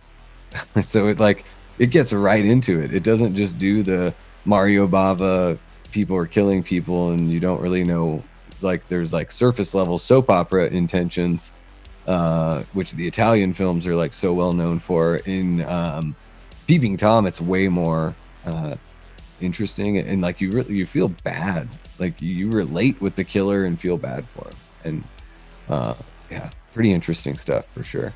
So I thought that was really cool that they paid homage to that because it's sort of a deep cut. Yeah, People that adds to will, the movie now. yeah, and you know, it's Peeping Tom's one of those movies that gets mentioned a lot. I don't know, you know, maybe it needs a little bit more coverage the way that like we've sort of seen that with like Black Christmas. Like Black Christmas has been getting more love as of late, and I think deservedly so because honestly, I don't know how you feel about the original Black Christmas, but every time I watch it, it gets scarier and better for me, which is a good sign, I think. Yeah, it fits into that era, right? That the what's his face? Ted Bundy, you know, that whole era kind Mhm. of killing sorority girls. Yeah, But yeah, I really like that they don't, you know, they don't show you who the killer is. You really don't really get to know any information at all. You know, the suffocation kill with the bag or with the plastic yeah, is always scary. Yeah, just a classic. I mean, kind of, I could be wrong, but sort of invented the slasher POV that it opens up with. I think, you know, that which clearly yeah, in how we it, see in Halloween, we see in Friday the 13th. You yeah, know, you just hear the breathing, which had to also inspire Michael Myers. Those scenes as yeah, well. But yeah, that original, yeah. so good. Billy is so creepy in that original film. I mean, my wife Yeah, can't. I have to watch those movies in secret. Even It's Me, she Billy. scares her. Like, yeah, the voices on his voice on the phone is very. It's just too much. Well, there's Uh, something about that 70s aesthetic yeah, to me, even above the 80s, even above the 60s. There's something about that 70s aesthetic with all the browns and the gray or the, you know, the oranges and the grit and the grime of the film and everything. I don't that era is the scariest to me. Part of the hmm, reason why The Exorcist is probably so scary. But even yeah, Tom recently got a 4K. Damn, from Criterion. Okay. I check that yeah. out. I do think that you're hitting on something that's really important there too. Is you know, the way that the film is captured like does have something to say about how effective it is. you know, how believable it feels, or how, you know, in the case of like Texas Chainsaw Massacre, how it feels like a straight up documentary, you know, like they're like the Blair Witch Project pretty much is the way that Texas Chainsaw Massacre feels, you know. And yeah, I do think that there's something with that, with the way Bob Clark did Black Christmas. And Bob Clark is like, I mean, this is like a incredibly talented guy. I mean, so you're Multiple known, genres. yeah, and you're known for not only two of the best well-known Christmas movies, but you also helped write and directed Porky's, which is like one of the most influential sex comedies of all time that, you know, we wouldn't have gotten any other sex comedy if we didn't have Porky's. Like, that's the one, you know? And so it's crazy that it's like, this guy was all over the place and really, really good. And I think that's one of the fun things about rewatching Black Christmas is like, man, you can see all of his talents on display. He nails like the comedy of the movie, and then he nails like the realism on the horror end as well. Yeah, totally agree. And it just feels cold and isolated and just, yeah, scary. The guy feels deranged, you know. It's great. I'm depressed that Halloween's over, but at the same time I'm just like, man, now I get to watch all these Christmas slashers and Christmas horror movies, which are just so fun. You know, throwing The Thing or The Shining or anything that makes you feel cold, you know. I can't wait. I'm excited. Yeah. I'm excited to jump into, like, I'm going to be this month on the channel jumping into Thanksgiving, doing a little video essay on that and doing a watch party as well. Probably, you know, comparing it to the, you know, the trailer that we got in the Grindhouse films and all that kind of stuff. And, you know, why I think the version that we got was the better way to go in the end as far as a feature-length film. I freaking loved Thanksgiving. Like, to me, I was like, this is like My Bloody Valentine meets The Prowler meets Thanksgiving. Like, I'm getting this early 80s, like 1981. The Prowler, so good. Fuck yeah. Like, I'm getting this revenge whodunit slasher, like such a great genre. And Eli Roth, like, I'm not the hugest fan of every movie that he does. But the way that he put this one together was like a masterclass in slasher filmmaking, you know. So a fun, just light, you know, slasher. And I'm with you, man. A whodunit slasher, like what gets better than that? I mean, it's just fun, you know. It's the best original. Yeah, best original slasher I've seen since the first Scream. For me. Damn. I'm trying to think of the other originals that have even came out since then. That's not like a remake or a reboot or something. The Collector, Terrifier, Jeepers Creepers, and I just think Terrifier, like, for me, like, the third one's the best one. They're fine. Definitely. But I think Thanksgiving is better than all of them because I'm there for more than just the gore. Like, I want the whole fun package. Yeah, the cat and mouse scenes, like in Thanksgiving at the school, a lot of fun. Love that. Yeah, more charismatic actors in something like Thanksgiving. I felt like everyone did a really great job. Like, there wasn't a bad performer. Yeah. What's his name? Tim Dillon, right? The comedian that's in it. Oh my God. So good. His scene in his apartment, that's great. Would love to see him in more horror. I think he was a lot of fun. And the John Carver feeds the cat after, like, a little bit of personality. Everyone, both times I saw that movie in the theater, everyone was like, "Oh," like the little humanity for the killer, you know? Yes. That's a fun scene. I think that scene gets overlooked. It gets overlooked by the whole Walmart scene. Yeah, that scene's one of the best in the whole movie, in my opinion. Oh yeah, great opening scene, just to really kind of like the Friday remake that we were talking about, like a good, you know, it's not even just an opening scene, it's like a mini act that opens up the film, because it's a good like 15 minutes or so probably, you know. And it's arguably the most upsetting part about the film. Like, that's the one thing that, like, you know, to bring up my wife again, she's like, that's the part that stresses me out. She can deal with all the slasher kills, but like the real life, like people getting trampled at a store, like that's what bugs her, you know. Yeah. Um, but to me, I'm just like, That's oh, so funny. this is all just a big old, you know, it's just for fun. Yeah, we I need did, more. We need more of that. Hopefully, the new I Know What You Did Last Summer reboot will be kind of along those lines, right? Like a fun yeah. slasher. It's not a, it's not a like it's not the first movie or anything like that, but still, we need more. Did you ever read that book? No, no. I Know What You Did So Last Summer. yeah, I read the book I've when I wanted was to. in high school, like right before the movie came out. And the shame about the book, I mean, it's really good, but there's no way you could shoot the surprise. You couldn't do it as a movie because the whole thing is based on the fact that you can't see the character, because the person that ends up being the killer, like the Julie is dating this person and she calls him one name. She has like a pet name for him. Everyone else calls him something else. So as you're reading this book, you think that these two characters are two different people. And then Oh, damn. you get to one spot where one of them ends up being in the room alone in the last act with another one as he's about to attack, and he refers to him as the other name, and it's like this, like the hair on your neck raises up as you're reading the book because it's the first time you've ever realized. But they've been described to look exactly the same. They say the same, like Lois Duncan's really good about the way she writes it.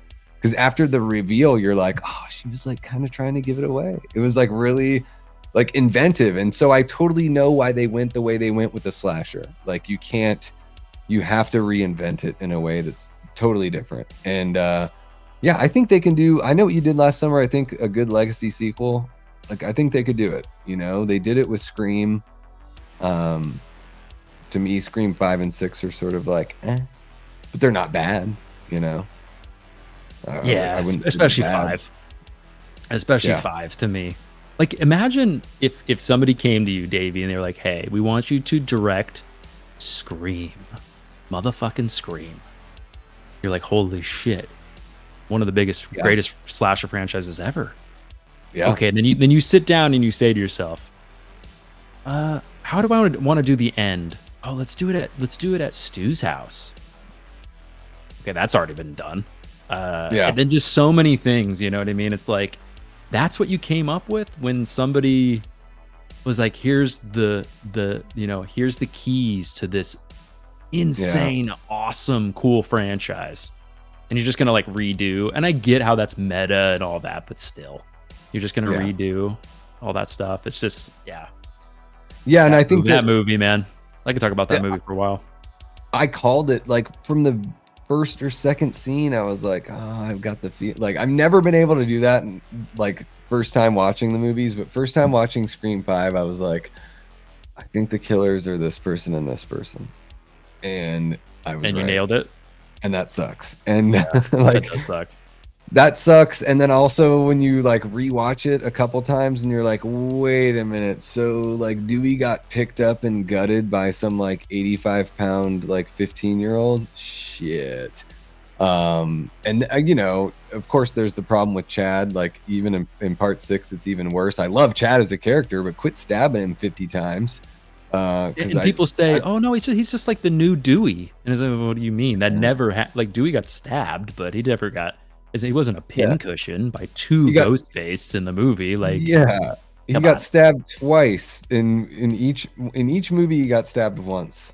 That's what's happened. He just got shoved against the glass in the second movie multiple times. So you think he got stabbed, but yeah, I mean, you know, and I think part 5 to me, I think the big thing for me with part 5 and part 6, both of them, the reveal was just so weak. Made Roman's reveal look strong to me. Both of those, especially like, the whole like you didn't like The Last Jedi thing, which was what I felt like Scream 5 was basically saying. They're like, hey, for all you people that didn't like The Last Jedi, here's this killers. You're killers now. Like you're just one step away, you know. And I was like, oh come on. Like what? well, it's like you are okay. So you get a weak reveal in 5, right? Yeah, it doesn't even compare to the original at all with the reveal. And then they take that reveal into 2 movies, you know, Oh, Yeah. the whole reveal in 6 is also, I mean, we could talk spoilers, I guess, but who cares? It's been years. Yeah, because they wanted to do the whole Scream 2 thing and bring in the familial At the connection from one of the theater killers. and yeah. But it's like, nobody cared about Richie. We're gonna do 2 movies? Come on, Yeah. guys. Yeah, yep. Nobody dies in the opening in 5 either. That's kinda, Yeah. you know. And then what, and especially in 6, like once they did the reveal, I was so distracted I couldn't even really think about the rest of the movie. It sort of like tainted the rest of the movie for me, which I thought was solid. You're But talking it about like the reveal in the opening? the reveal in 6 where I was just Yeah, like, the opening "Oh reveal. oh, no, that's fine." Just the end reveal with Dylan Oh, McDermott and okay. everything, I Yeah, was like, you "This were just is." distracted for the rest of it, yep. I'm like, "This is so absurd, like, why did they pull the rug out from under us? Why do the killers act," and I get it, they sort of do it in all the movies, so it's not unique to 6, but it's like, why when the killers, like, take their mask off, do they start acting completely different than they ever acted with the masks on? Like, with the masks on, they're acting like Jason and Michael, but like a real life version, so they're nimble and all that kind of stuff, but they're essentially walking walls. And then once they take the masks off, they're just Yeah, they're like like Scooby-Doo villains. yeah, they're You know? getting they're starting now all of a sudden they're getting their ass kicked. Yeah, and it's like Ace Ventura, like Dylan McDermott's like just acting all like silly, and I'm just like, wait, what, dude? Like this was not how the movie was for the first like hour and 20 minutes. Like, Yeah, what Melissa happened here? Barrera's pointing a gun at him on the balcony, and he, like, runs at him like an anime character. Yeah, "Ah!" And then they fall yeah, over the edge, yeah. just Like, what is distracted the going whole on time. here? Yep. Yeah, So, yeah, so, I mean, it sounds like you're happy about 7 just being a totally different we'll thing. see. Yeah, we'll see. I like I'm hopeful. I think that like of course, giving Nev the money that she wants is important, but I think that she wouldn't have come back if Kevin Williamson wasn't coming in. I think that like I'm guessing that was the other hinge. Like that was the other thing where she was like, "Hey, I want to get paid fairly, but I don't want to do this without Kevin because we've talked about doing it for like 20 years and I want him back." Yeah, hopefully he does Um, well. He did direct that slasher, that pandemic slasher, what, like 2 years ago, yeah, has, like, sick. a red Sick, that's right, Sick, and that was, like, okay, you know? Yeah. Yeah, he's not the Wasn't most it solid wasn't director. promising. Mhm. Yeah, and I'm hoping that, you know, I'm hoping for, whatever story they have written that he can come in, he can take a fresh look at the script, and he can, make some whatever changes he wants to make because I think that's his strong suit. And then, rely on the crew and everybody else to help the film, be everything it can be. But yeah, it is going to be an interesting one because it'll be a little disconnected from the last two. Which is Um, weird for Scream, right? Because Scream's usually so connected, you know, in they've had some that ways. continuity. Yeah, well, they at least with But the Nev, only they've had that continuity. Yeah, Yeah, it's it been would the have. one of the only big franchises that is just yeah, the continuity of the story and the location and the same yep, everything's connected. Yeah, Yep, I Mulroney, think I said Dylan McDermott, but yeah, Dermot Mulroney. I know it's the same name just backwards. Two basically, different yeah. two different Irish names mixed up. But yeah, and I Yep. even think I love the idea of doing Scream as like a two-parter. Like, why not? I feel like with 5 and 6, that's what they should have done instead of doing what they did. Like, you like let all of us Mad Blood and Davey Deathray and Dave McCrae and Slaughtered Lamb and all those channels talk about like what's gonna happen in Scream, for a friggin' year. It's free marketing. So like end one of your movies where you don't know who the killer is, right? And then I've been saying and that then for a long time, yep. yeah, in between those two movies, imagine like you're gonna get free publicity and free marketing, and everyone's gonna do all their theorizing and all of that, and it's gonna drum up so much buzz for that two-parter. And I feel like that's one of the things they could have done with 5 and 6 for sure. And I mean, if they're gonna have Nev around for more than just 7, I think they should do that as well. All right, Eli, Thank have a good night, man. Yeah, thanks for kicking it with us, Eli. Yeah, we've been chit-chatting for quite a while here, Matt. Yeah, I wish that everything had gone a little bit better on the technical side, but damn, I've had a fun time chatting with you, regardless. Yeah, yeah, definitely, man. Absolutely. And yeah, guys, you can so I've got Matt's social media links. Oh my gosh, it looks like the Twitter one is not clickable as of right now, but I will fix that. But of course, his YouTube link is in the description below. I'm gonna go ahead and throw that here in the chat so you guys can check that out. Matt, your channel is how long have you been doing it? Just about a year or so? Yeah, July was a year on the channel. Yeah, on this channel. Yep. Yeah, I used to stream a lot on Twitch and stuff. Not movie related and whatnot, but and then took a break from that for a while when my kids were born, just because time was non-existent. And then yeah, started the channel July of it's been a little bit over a year. So Yeah, and it's just been popping off. The content over there is awesome, guys. Like one of the things I love about what you do over there, Matt, is that it is just really relaxed and really chill and stream of consciousness. Like that to me is the most impressive part, because whenever I sit down to do a pre-recorded video or whatever, that's the thing that I'm all twitchy and I have a tough time just being chill. But that's like one thing that I love about your channel. Yeah. Yeah, guys, if you enjoy horror content, and even if you're just looking for a different perspective on some of the movies that you really dig, I would highly encourage you to check out Mad Blood for sure. I mean, the channel is doing incredibly well right now, so I'd be surprised if you're not already subbed over there. But if you're not, the link is in the description below for sure. And yeah, Matt, we can go ahead and I've been chit-chatting your ear off for a couple hours now. We can go ahead and sign off, but I am curious to know what you have coming up here in the month of November as we settle into the winter time of the year. Right after the madness of October, I've got an Evil Dead video coming up soon. A nice little Rotten Tomatoes ranking video on the Evil Dead franchise.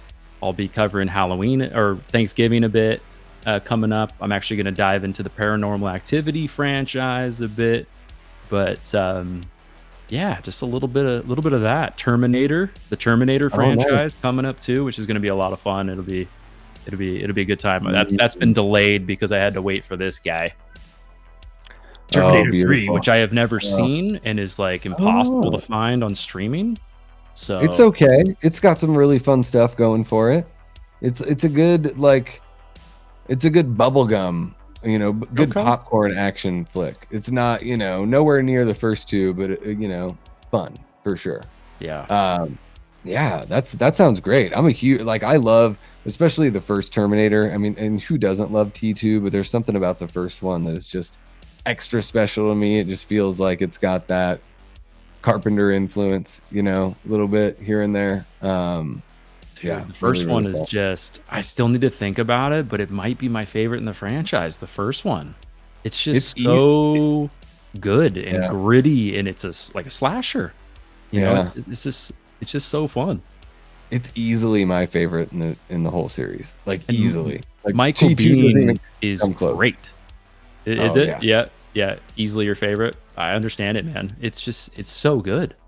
I think T2 is really fun, but honestly, if you watch the two films back to back, to me, Terminator 2 just seems like a remake. It hits the same dynamic shifts in the storytelling.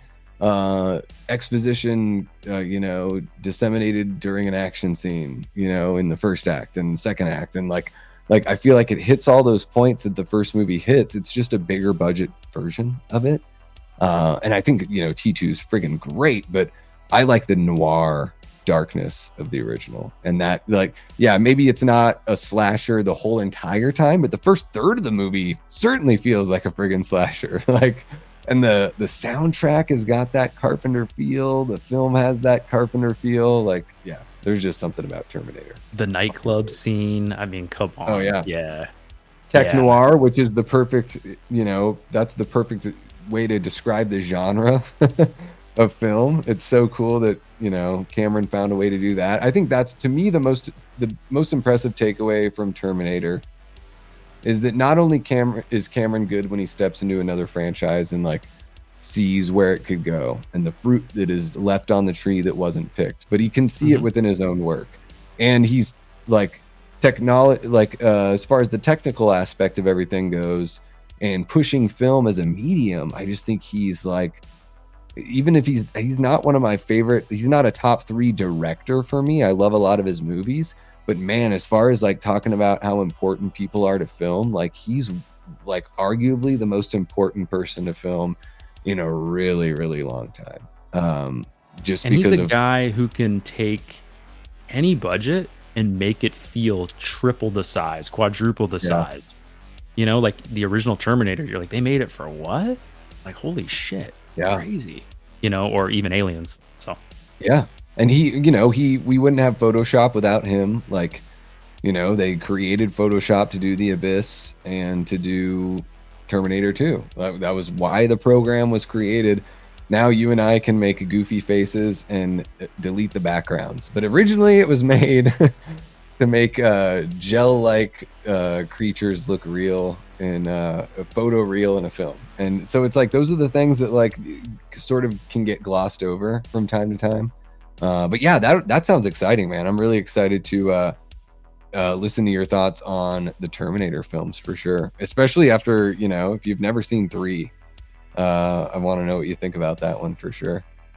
yeah, I don't know what it is. It's so hard to find on streaming, so I haven't seen it. So I had to get the Blu-ray. Hell yeah. But all Cameron cares about now are the 15,000 hours. Yeah, he's Yeah. really into the environmental stuff now, especially as he kind of wraps up his legacy, I guess. But yeah, You know, unfortunately, you know, maybe the later years aren't the strongest years. They certainly weren't for my favorite guy, George Romero. You know, for Survival of the most Dead, directors, they're not. You know. pretty terrible. Yeah. And I think that's why John Carpenter was like, all right, I'm out. I'm just gonna do kick-ass fucking music from here on out. Like, which is great. Yeah. I'm totally like, I totally support that. I'm like, that's awesome, John. I'm so pumped. You put in the best 3 soundtracks, the best 4 soundtracks ever in the Halloween, you know, franchise, and you did 3 of them in your 70s. That's dope. And then a remake of Firestarter that no one cared about. Everyone says your soundtrack is great. So congratulations on that as well. Hell yeah, man. Well, yeah, Davey, thanks so much for having me on. Big fan of your show. It's great to be on. So thanks for reaching out and organizing this whole thing. Really appreciate it, man. Absolutely, Matt. Thank you so much for popping on and hanging out with us. Yeah, guys, go ahead and check the links on the description below. Check out Mad Blood. Make sure you follow him for all that great content coming your way here in November. If you're a fan of Terminator, you are going to want to jump on that for sure. Yeah, thank you so much, Matt. Really appreciate you, man. We will keep in touch and see you next time around. All right. Thanks, buddy. Appreciate it, man. Take care.